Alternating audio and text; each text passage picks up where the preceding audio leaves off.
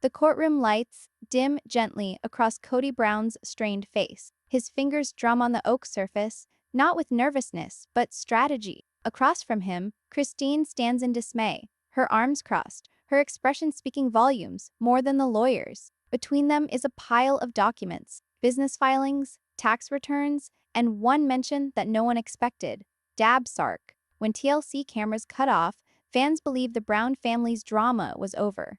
But what if the most intense drama went on behind the scenes? What if the greatest surprise was not revealed on television, but behind a corporate name where every dollar, every agreement, and every choice rested in one man's hands? For years, the family taught about oneness, 4 wives, one vision. But as heartbreak and separation settled in with the dust, one document told another story.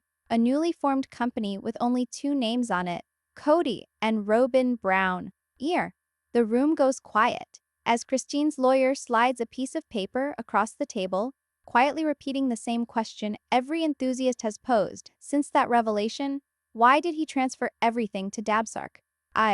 It wasn't paperwork, it was control. Now, for the first time, we follow the paper trail that can reveal the Brown family's most significant secret yet. Before we uncover the truth, tell me in the comments, do you believe DABSARK was a smart business move or a plan to hide Sir Million Dollars from the rest of the family? The sun dips in the direction of Flagstaff, setting the Arizona sky ablaze in ribbons of burnt gold and purple. The Brown family cul-de-sac, once echoing with laughter, children's bicycles, and home-cooked meals, has the lonely feel of a ghost town. The 4 houses that were meant to symbolize togetherness sit quiet, each with its own tale of heartache. Kody Brown stands in his driveway, arms folded, gazing at the vacant lots that were supposed to be their legacy. The cameras might have gone, but the silence is deafening. Behind the silence stands one question that refuses to be answered. Where did all the money go? Christine recalls the day it all changed. It wasn't an argument, it was a transition. TLC had renewed another season, checks were rolling in, and Kody cared more about spreadsheets than holiday meals. His eyes no longer glowed with love, they shone with the pale blue light of his laptop monitor. She'd see him sat at the computer late into the night, mumbling to Robyn about something called future management, something she never fully got. Mary saw it too. Whenever she inquired about money, Kody shrugged her off. It's all under control, he'd reply, but under control gradually became out of reach. There's a point in every family where trust dies quietly, long before anyone realizes. Janelle, ever the practical one, began to sense a pattern. Deposits were delayed, reimbursements were pending. And when she asked about TLC's production cuts, Kody's answer was rehearsed, "We're restructuring. For tax reasons, restructuring." That word became a ghost that haunted every conversation. Months after that, the family accountant emailed Christine a PDF she'd never forget. It was a plain document, black type on white paper, but it weighed heavily with betrayal. The title read, Christine blinked twice, her heart fallen. No Mary, no Janelle, no Christine, only them. She didn't believe it at first. She assumed the accountant made a mistake. But when she double-checked the Arizona state reports, there it was once more. Public record, official seal. DABSARK was not a concept. It was an emerging empire, constructed in secret, behind the fragments of a shattered family. She phoned Janelle that evening. "Did you know about this?" Christine's voice trembled. Janelle's silence spoke volumes. "I thought it was a production company for the new season, but it wasn't only that. DABSARK was built to receive the rights, royalties, and profits that previously went to the Kody Brown Family Entertainment LLC, a company that in state filings was dissolved in October Artling Arsersan. When one company ceases and another takes its place, it's not merely business. It's renewal with a new name." Mary stood before Kody, her gaze cold but firm. "Why didn't you tell us?" she said. Kody sat back, arms crossed, delivering the same tranquil, almost scripted reply. "It's neater this way. Less confusion. TLC requires a single point of contact." "Single point?" she echoed. "Or single power?" The tension between them was palpable enough to sever. Behind the doors, Robyn rationalized it. She explained to friends that Kody was just planning for efficiency, that the show had grown disorganized, contracts were duplicating, and the wives were not in compliance. But each reason created more questions. If it was about fairness, then why were two names alone on the document? At times, control disguises itself in the guise of efficiency. Meanwhile, fans began noticing something odd. Icalion. In old episodes, the credits once read produced by Kody Brown Family Entertainment. In newer footage, that credit disappeared. No mention of the old company, no mention of any wives, but, Robyn, Christine looked at those fresh credits with tears in her eyes. It wasn't about money anymore. It was about identity. She'd spent years helping to construct the brand, the image, the story, and now her name was taken off it all. She stood in her living room one evening, the walls still decorated with family pictures. Each smile was a lie she had once thought to be true. She stopped in front of a photo of all the children on the Coyote Pass land when they believed they'd grow old there together. That dream was gone, but something else had filled its space, anger and determination. She began printing out everything, each public document, each timeline, each bank day note she could track. She spread them out over her kitchen table, creating a paper atlas of deceit. In the middle of them, in bold black print, sat one name, DABSARK. To herself, it wasn't a corporation. It was where love had become leverage. The further you dig into the documents, the louder the truth begins to yell. The following morning, Christine phoned her attorney. "I want to know what this business entails," she stated. Her tone was not great, but her heart pounded. She knew this wasn't about contracts. It was about closure. Her attorney had vowed to drill deeper, to follow the money trail, the payments on production, and the transfers that were made subsequent to the family breakup. Christine waited, gazing up at the rising sun over Flagstaff again, questioning if the same sky could ever become home. Down the road, Kody stood on that same red dust property, watching construction trucks leave. To him, the paperwork wasn't betrayal. It was survival. "If they can't stand with me," he muttered, "I'll build my own foundation." But even foundations crack when they're built on secrets. And the deeper he attempted to bury DABSARK under layers of business jargon and legalese, the more it started to creep back up, one signature at a time. As the credits rolled on another broken promise, the audience wasn't aware yet, but the Brown story wasn't finished. It was just transforming into something colder, wiser, and far more deadly. Because sometimes the demise of a family is only the beginning for a corporation. Christine's kitchen table had been transformed into something that appeared less like a home and more like a crime scene. Papers scattered everywhere, highlighters, sticky notes, timelines, and ancient contracts. Every paper she touched had a different truth to tell, but one message continued ringing in her head. Kody didn't just move on emotionally. He moved everything legally. She leaned back in her chair, drained her phone lighting up with messages. There was one from Janelle. "I've been ruminating on what you said. If the company were dissolved, where did the money go, Chris?" Christine glared at herself in the black window, the faint sheen of tears welling up. Oh, that's what I'm about to discover," she whispered. Outside, the wind shrieked through the red dust of Coyote Pass, sending old blueprints of their dream houses scattering. The paper fluttered like ghosts, memories of broken promises. Secrets don't remain buried when too many people are holding shovels. The following morning, Christine's lawyer came with a thick bundle of printed filings from the Arizona Corporation. Each line verified what she already suspected: DABSARK existed, was in operation, and completely under the control of Kody and Robyn. The address for the LLC was the same as Robyn's residence. "Everything comes through them now," the lawyer said, gesturing at the filings. "Every dollar TLC pays, every appearance check. It all ends there." Christine's heart sank. "So the rest of us have nothing?" "Unless there was a partnership agreement, something in writing, you might not." That sentence cut deeper than any on-camera insult Kody ever delivered. She had spent years explaining the family arrangement, the shared vision, the myth of equality, and now it was lost, written away in secret. Meanwhile, in Robyn's living room, the atmosphere was strained. Stacks of receipts, printouts of emails, and TLC mail sat neatly in a pile on her coffee table.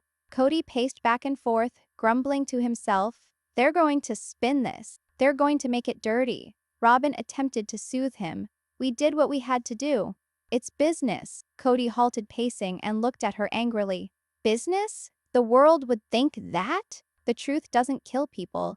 It just shows the world who they really are. Days passed and rumors began circulating online. Reddit forums ignited with screenshots of state documents. Fans were making connections quicker than lawyers made motions. What is DABSARK? Yalia? The question read. Another answered, it's Kody and Robyn's new empire. They shut everyone else out. Christine wasn't the one leaking it, but she didn't have to. The internet had already done the math.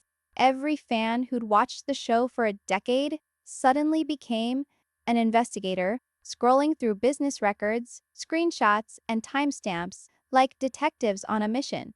In one of the fan podcasts, a host read out the filing dates aloud. May Arsenling Arsher R. DABSARK form. October Arsenling Arsher Son. Kody Brown Family Entertainment dissolved. She hesitated for dramatic effect. That's not coincidence. That's strategy. The clip went viral. Insert hours, Sister Wives fans were flooding social media with the same question. Did Kody stash the money? When millions are asking the same question, even silence begins to sound suspicious. Back in Flagstaff, TLC producers began calling. They had viewed the viral videos and wanted explanation. Christine, are you ready to discuss on camera what's going on? One asked. She hesitated. A part of her yearned for peace, but another part, the part that had been muzzled for years, yearned for the truth to be told. I'll think about it, she said, though her mind was already made up. The network sensed a story. So did Kody, though. He sat down with his lawyer that week, determined to stay one step ahead of the storm. We'll say it was restructuring. That's all it was. They left me. What was I supposed to do? Keep paying them? He snapped. The lawyer nodded deliberately. Then we'll have to synchronize your statements. If Christine goes public, you need to remain calm. No rage. But calm was never Kody's forte. He knew Christine possessed the papers. He knew she had an audience. And at the core of his being, he knew, if she spoke, the entire world would hear. The louder you deny something, the more people believe it's true. Janelle, perpetually torn between honor and reason, phoned Christine one night. If you go public, she whispered, just watch yourself. They will attempt to make this another scandal. They will label it a misunderstanding. Christine breathed in. Let them. The truth doesn't need permission. Those words would later headline every fan forum, every YouTube video, every hashtag. The truth doesn't need permission. Meanwhile, Mary remained quiet. She didn't call, didn't text, didn't post anything online. But she observed everything, every video, every news headline. She'd been burned once before. She knew how Kody played when backed into a corner, with charm, deflection, and just enough half-truths to keep the lies sounding real. But this time, the proof wasn't emotional, it was legal. And Christine wasn't alone anymore. At the end of the week, her attorney assured her they had all they needed to make a formal complaint against the business transfers. Whether or not it resulted in a lawsuit, one thing was for sure. This was no longer a family squabble. It was the beginning of something much larger, a financial settling of accounts based on shattered promises and hidden paper trails. First, every secret comes with a recipe, and Christine just discovered hers. She looked at the last page of the filing in horror. Something hit her. The name DABSARK wasn't an accident. It was constructed from the names of Kody and Robyn's kids, Dayton, Aurora, Brianna, Solomon, and Ariella. Christine's eyes drifted shut. So that's it, she mumbled. He named the business after their children. Not ours. Not the family's. Theirs. Kata. The documents crinkled with the window breeze. A page turning over to show a signature. Kody's bold signature, dated only weeks after they had broken up for the last time. Collard, the same man who had vowed equality had signed over everything in his name, and Christine knew, in that moment, the battle wasn't about money anymore. It was about identity. Who got to bear the Brown name forward? The doors of the courtroom creak open with a mournful, low groan, as if the past is reluctant to remain hidden. The atmosphere within is heavy with muttering, rustling papers, and the soft hum of fluorescent lights. At the front table, Christine sits upright, hands flat against the highly polished wood, knuckles clenched white. Across from her, Kody Brown hunches forward, whispering in fast staccato bursts, jaw clenched. Robyn sits next to him, fingers shaking, eyes shining but unbroken. The judge puts on her glasses. Case. Brown. V.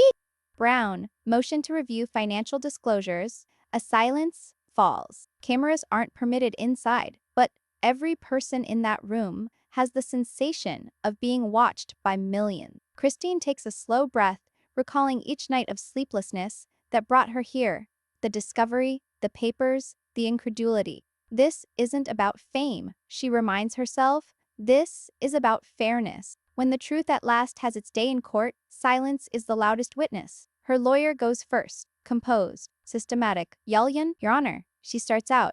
We have proof that following the breakup of Kody Brown, Family Entertainment, money and rights were rolled over into a new venture, DABSARK Entertainment, LLC, without the consent or knowledge of other parties who assisted in generating that revenue. The words land like thunder. Kody's attorney jumps up immediately. Objection, this is a personal, not corporate, disagreement. The judge doesn't bat an eye. Overruled. Go on. Christine's attorney slaps a thin folder across the table. Contents, printouts, signatures, and one sheet, marked with the seal of the Arizona Corporation Commission. DABSARK Entertainment. Active status. Members, Kody Brown, Robyn Brown.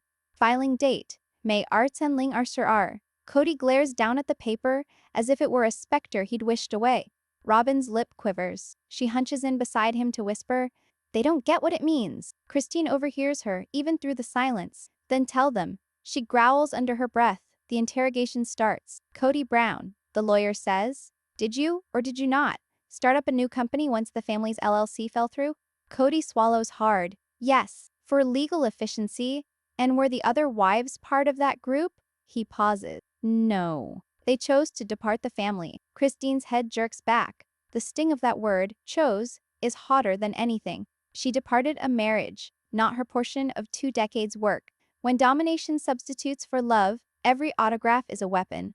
The lawyer continues. Isn't it true that DABSARK now gets all the production payments from TLC? Kody's voice falters. It's made easier now. It's simpler this way. The lawyer takes a step closer. Simpler for whom, Mr. Brown? A wave of murmurs passes around the room. Robyn wipes at a tear that is more anger than sorrow. Christine keeps her eyes fixed ahead, her face serene, the kind of serene that covers a storm. Outside the courtroom, supporters have congregated behind barracks. Some carry signs. Justice for Christine. Where did the money go? A-Team Janelle forever. Journalists yell questions into the desert wind. It's chaos, but it's clarity. For the first time, the world witnesses what the wives have endured for years. A man who managed everything, from airtime to assets. Inside, there is a recess called by the judge. Christine slowly rises, unfolding her cramped legs. Kody looks up, catching her eyes for the first time. It's not anger he sees, it's fear. Genuine, human fear. He speaks silently. Why are you doing this? She does not reply. She merely gives a weak, sorrowful smile. The sort which means, because someone had to. It is often the most deadly thing for a woman to stop being scared. At recess, Robyn collapses in the corridor. We did not steal, she whispers to her lawyer.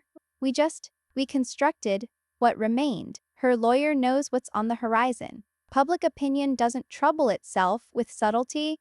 Not when documents look this neat and intentions this questionable. Christine strides by them softly, holding a folder up against her chest. Within is one additional document she has not yet filed, an aged contract from .NUT. TLC listing all 5 wives as contributors to the brand of the show. So, her ace, her past in black and white. She is aware once that goes on record, DABSARK won't be seen as restructuring, it'll be seen as erasure. Back in her chamber, the judge reappears. Do you have anything left to say, Ms. Brown? Christine nods. Her hands tremble slightly as she moves closer. Yes, Your Honor, she responds, voice firm but heavy with emotion. For all these years, everything was shared. Love, children, a house, even our stories. I thought that included our work, but evidently, what we shared became his. The instant we ceased to agree with him, she holds up the worn contract. This is evidence that the show and its earnings were constructed by us all. A faint gasp wafts through the courtroom. Even the judge sits forward. Kody's lawyer springs to his feet. Your Honor, that document dates before the dissolution, but the judge interrupts. It still proves contribution. It will be examined. Kody slouches in his chair. Robyn has her hand over her mouth, her shoulders shaking. Christine simply stands there, breathing, at last unhampered. The truth may not win the case, but it always shifts the room. Outside, storm clouds gather above Flagstaff, darkening the evening sky to the color of steel. Reporters are waiting for a comment. Cameras focused on the courthouse steps. When Christine finally comes out, flashes explode like fireworks. Christine, did you win? Someone yells. She pauses for a second, looks straight at the cameras, and whispers, it's not about winning. It's about being seen. The video becomes viral before sunset falls. Hours later, hashtags swamp every platform. Niv and Christine stands alone, none Brown, family verdict, Nuckant, DABSARK spode in Robyn's house. That evening, the television screens those headlines on loop. Kody sits immobile, remote in hand, watching his own image on the dark screen between adverts. They're making me out to be a villain, he grumbles. Robyn's response is almost indistinguishable. You didn't need theirs. While the world takes sides, the courtroom becomes more than a location. It's a reflection of every decision, every secret, every unfettered ego. And although the verdict is yet to be read, public opinion has already been made. Because when the man conceals the money, the tale writes itself. The word flew quicker than wildfire in the Arizona breeze. By morning, all the entertainment sites had the same headline on their front page. Kuno, Christine Brown challenges Kody's Sir Million Empire. Outside the courthouse in Flagstaff, satellite vans crowded the streets. Reporters practiced live introductions as drones whizzed over the heads of people, taking the big desert shot TLC had originally used to represent tranquility. Now, it resembled a battlefield. Kody sat watching the broadcast from the sofa in his living room, still wearing yesterday's suit. His tie dangled loose, eyes red-rimmed. Robyn paced behind him, holding her phone. They're spinning it, she said. They make it look like you've stolen something. Kody didn't respond. His silence was heavier than her words. He switched to a frame of Christine standing on the courthouse steps, head held high, voice unwavering. Even without audio, her look spoke volumes. This isn't revenge, it's revelation. The instant the truth hits the public eye, power begins to redistribute on its own. In another part of town, Janelle brewed a pot of coffee in her compact kitchen. Listening to the Say broadcast, the steam had fogged the window, blurring the edges of Coyote Pass. Outside, she breathed softly, muttering to herself, about time. She had spent years running Kody's budgets, making payments, and standing up for his choices. Now she saw she'd been helping him construct a fortress she couldn't enter. Mary phoned moments later. Her voice trembled. Do you think she'll actually win? Janelle paused. Doesn't matter. She already did. The two women remained on the phone, neither of them speaking for a long, long time. Mutual silence between the final two who really got what the price of loyalty was. Meanwhile, Christine was seated once more at her dining table, surrounded by documents, but not evidence. Opportunity. Producers called, publishers, even attorneys from other reality TV households. All of them wanted her tale, but she wasn't certain she needed theirs. Sometimes there isn't justice in court, it's there in peace after the fray. TLC executives convened in Los Angeles that day. The ratings had imploded, the public was consumed, but the brand was smoldering. Can we actually continue filming? Asked one producer. Another said, only if we dictate the story. They compromised on a short-term halt in production. The Brown saga had transcended entertainment. It had become a symbol, an image of power, patriarchy, and paychecks. Robyn received the call first. The network would be reevaluating future content. She just hung up, gazing blankly at the floor. "Kody?" she breathed. "They may dump us. They may dump us." He laughed, a hollow, empty sound. "They can't. I am the show." But even as he spoke, the ring of his own voice seemed false. Outside later that evening, he went into the desert breeze. The wind pulled on his shirt, smelling faintly of rain and red dirt. He thought for an instant he could hear the children playing in the yard again. A memory, not the reality. The inheritance he believed he had established was getting away from him. When only control is left, losing it is the end of everything. Christine, miles away, lit a candle in her living room. The flame danced against the pictures framed on her shelf.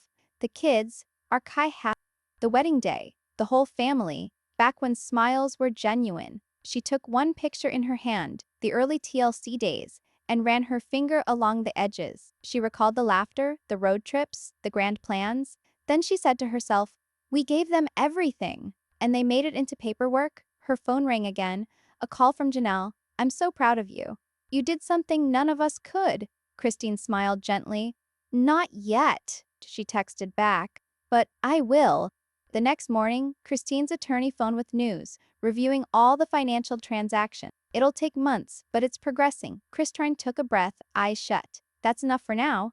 The fight for her wasn't about getting money back. It was about getting meaning back. Each covert signature from Kody had stolen a chunk of her value. Each document she filed was reclaiming it. Robyn, on the other hand, was coming apart. Social media turned on her overnight. There were comments aplenty on her posts, denouncing her as manipulative, greedy, favoring some but not others. Yalin, she deleted her accounts, sobbing silently on the couch while Kody paced the living room, seething at everyone but himself. Let them talk," he said. "They'll tire of it." But for the first time, even he lacked conviction. Reputation is glass. Once broken, it reflects you 100 shattered ways. Weeks went by, and the Brown family grew farther apart. Mary sold her original bed and breakfast house, setting up a low-key new life. Janelle remained concentrated on her children. Thankful for space, Christine moved on. Not bitter, but smarter. TLC finally made a brief comment. "We respect the privacy of the Brown family during this time of personal and legal transitions." It spoke volumes without uttering a word. One night, Christine sat on her porch, swaddled in a blanket as the desert cooled. The stars twinkled above, silent witnesses to all that she had been through. Her youngest daughter came and leaned into Christine's shoulder. "Mom," she breathed, "are you happy now?" Christine hesitated a moment before speaking. Not happy yet, but free. The words hung in the air, light, honest, final. Freedom is not what you gain, but what you no longer worry about losing. The next chapter in the Brown saga was already being penned. Executives from TLC discussed spin-offs. Fans were betting on Christine's book. And Kody, still believing the world got him wrong, started writing his own response. But amidst all the hype, there was one reality that resonated louder than any press statement. The empire they constructed together had finally reduced to dust. And in the dust, there was left only one thing: Christine's cool, unwavering determination never to be. The courthouse was subdued this time. No bellowing fans, no blinding cameras, only the constant hum of expectation. It was Judgment Day, not only for Kody Brown, but for all that the Sister Wives clan ever represented. Christine was there before time, in pastel colors, her expression serene but inscrutable. A few rows behind her sat Janelle, hands clasped as if praying for hope. Over the aisle, Kody shifted his jacket, glancing at the vacant bench of the judge. Robyn muttered something to herself, a prayer perhaps, or a plea. The bailiff rang the room to order. Then the judge appeared, file clutched in her hand, face set stone. Having examined all paperwork received, she said, "This court holds that certain financial transactions were entered into without complete disclosure. Two parties involved, Each heartbeat in the room came to a halt. Ayala, the instant prior to the uncovering of truth takes longer than the truth itself. The judge went on, voice firm, yet no criminal fraud is proven.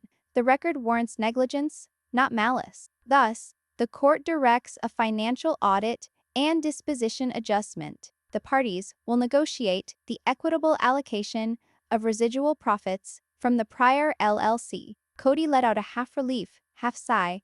Robyn's shoulders dropped. Christine let her eyes close and a slow smile develop. It wasn't revenge, it was acknowledgment. Reporters waiting outside would subsequently distort the verdict. Kody evades swindle charges. It read, others put the spin as Christine emerges victorious in equity case. But the actual verdict wasn't inscribed on paper. It resided in the ensuing silence. Kody shifted his gaze toward Christine, eyes searching for the anger he'd anticipated. She merely regarded him with something softer, almost pity. You created this family on trust, she whispered. And when it shattered, the money didn't count anymore. He didn't say anything. Perhaps he couldn't. That evening, the Arizona sky stretched eternally over Flagstaff.